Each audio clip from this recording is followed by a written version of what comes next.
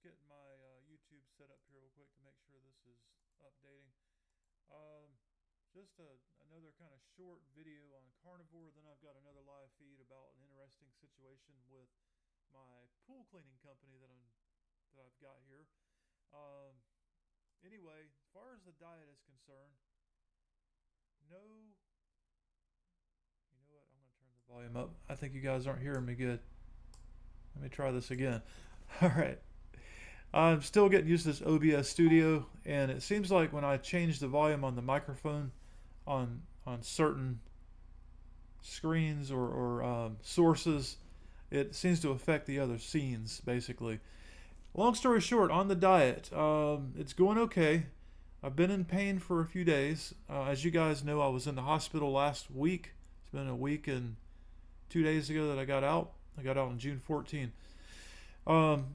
And so immediately after that, it was my birthday, and I wanted to have something, enjoyable, bad food kind of thing. So we had also a bluegrass event going on, a little local get together at a place that has really good pizza. And I said, I'm going to, have the pizza. It's a cheat meal, it was planned. And I know that it might put me into a flare, but I'm going to have it anyway. And we made some cookies, although we really did a good job, put all the right stuff in it, except for the sugar, but I'll get to that in a second. Butter, no, we don't follow the ingredient list of, put in some, canola oil or whatever. We don't touch it. But we did put sugar in, but we used, for the chocolate chips, we used the keto ones that were sweetened with stevia. And then for sugar, I said, I want real sugar, but I don't want all real sugar. The problem is, it seems like when you use stevia as the sugar, particularly if and I usually don't use anything that's cut with your dextrose or maltodextrin at all, but it seems like when you use stevia as a sweetener, and I cannot confirm that the sweetener that was being used in previous bakings of cookies didn't contain dextrose or maltodextrin, but when anything, especially hard treats like a cookie, are sweetened with that, it doesn't have that warmth that real sugar has. It has like a coldness to it. I wish I could describe it better, but as you eat the cookie, it feels cold, literally the exact opposite of real sugar. So I said I wanted real sugar in this, but I want only like half of the real sugar, and then we'll cut the other half with this.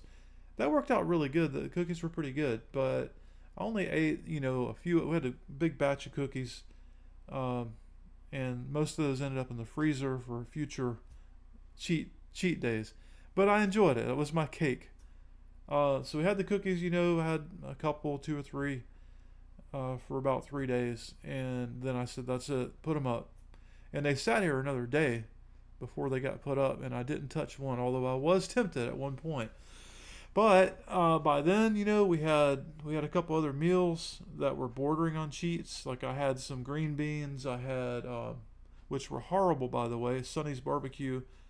I sent those back, and I had sweet potato, which was equally horrible, and I didn't finish it. It was disgusting, and it was small, and I still didn't finish it.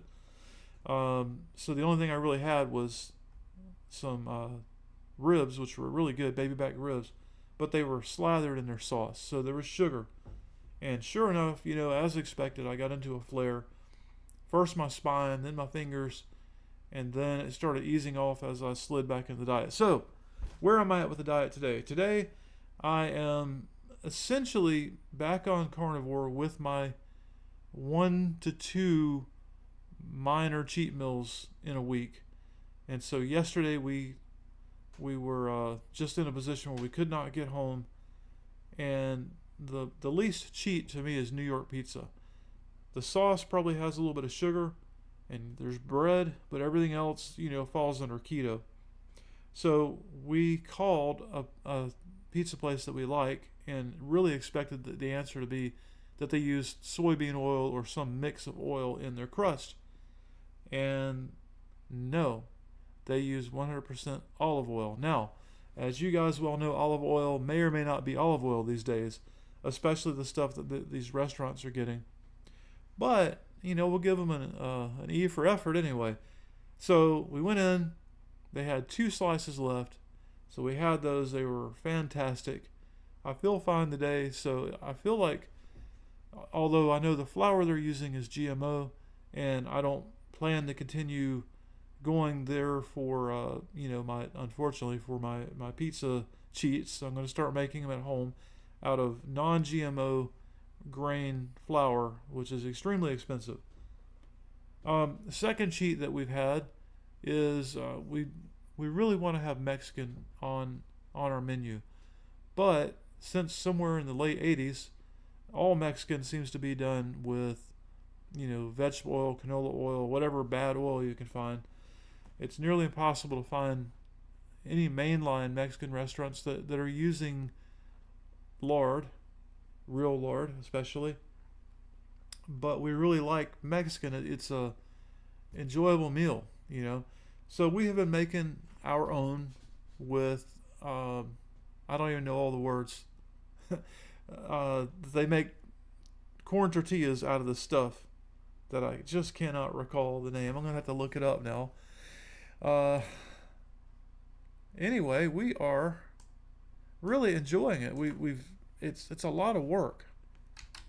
Let me look this up real quick because I want to tell you guys the right name. But the problem is, in order to get non-GMO old world corn, you have to order it. It's very hard to find, and it's pretty expensive, I should say. I won't say masa harina. My poor Mexican or Spanish reading there, but basically it's kind of like cornmeal, but it's more finely ground, and it is processed. They treat it with something that makes it do something different. That's all I can tell you. But we did find the masa harina, old world corn, but we have to order it. And before we were going to spend all that money to order it, we wanted to try it. So we went down to a local Mexican grocery store, and they knew what we were asking for. We went back there. They did have organic, but not sourced with corn that I want. But we bought it, and we made it, and we fried up in lard some tortillas, and then we put hamburger meat and cheese on it and some salsa. And yes, we are very careful with the salsa that we get. And obviously, corn is the really bad factor here for the diet. And it may even have contributed to my flare last week, but we made that and it was so good. Fried in lard, homemade. If you're going to have a cheat, don't go to your local restaurant and get that crap that's fried up in canola. Do it yourself. The flavor is 10 times better. And we really enjoyed the meal, and it didn't kill us, so we're good. So, because of the flaring, other than last night, one slice of pizza, that's what we had, and it hasn't bothered me yet, but I'm still working on figuring out the timing of these flares. But like even now, as I was just sitting here, I just kind of did this with my hands and my pinky. This joint hurts. So you pay a price, there's no doubt. There's a balance though. What I'm finding with this diet is, for me personally, there's no way, and Melissa as well, there's no way that we could just jump on carnivore and stay 100% true, water, salt, and meat. It's not there. And I'm going to have to suffer as a result. Maybe eventually, when I get to a certain point, I will be able to do it. But it's tough if you enjoy food as much as I have over the years to get on this diet and stay there 100%. Trying to keep the cheat meals down to 2 per week. It's pretty difficult, to be honest. We're very busy. We're always doing something. And it's very inconvenient to drive all the way back down. And then we're tired and hurting from being busy. And, still, especially me, I'm still hurting anyway. I'm, at 80% on a good day. So it's not 100% cure, and it might become that. And then I'll have the energy and the ability to come home and spend an hour prepping a carnivore compliant meal, which is actually pretty easy. But if you go off track a little bit, which we're going to have to do no matter what, there's going to be a cheat meal or two a week, no matter what.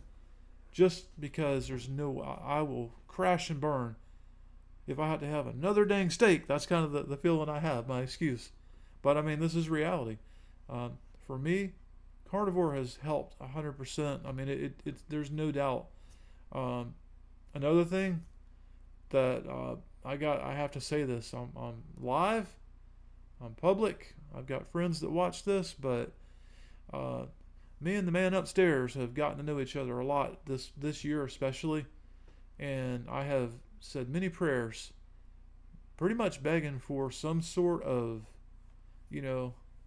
path to, because the doctor thing wasn't working, and I truly feel like that those conversations I've had have led this wretched soul to carnivore, and I've tried it and it has helped, and I have to give credit where credit is due, and he is watching over us all. And I am not a particularly religious person. I'm a very logical person.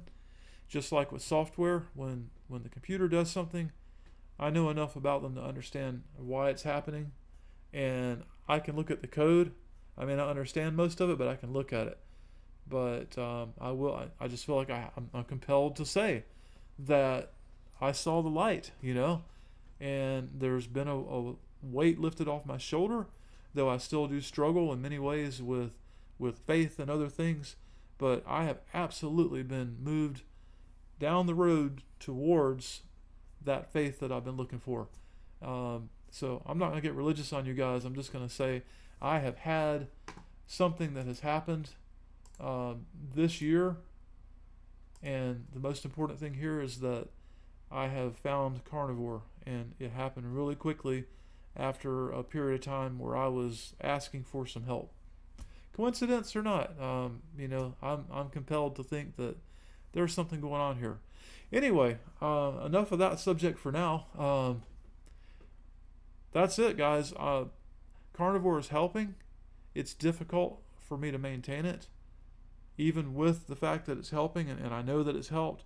It's a difficult path to stay on for the long term for me, and I'm still working on how I can stay more true to it.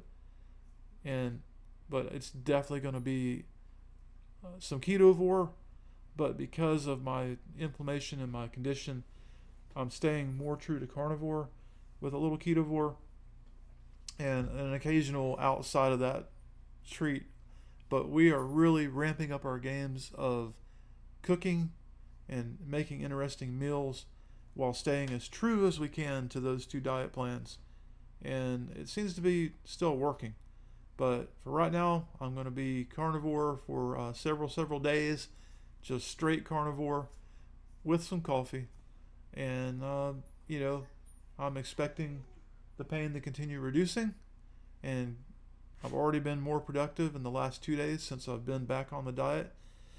Just have a little bit of back pain right now, just a hint of joint pain. All right, well, that's it. So I will catch you guys later. I got another video coming up in just a minute, talking about an experience with my pool cleaner and some other things.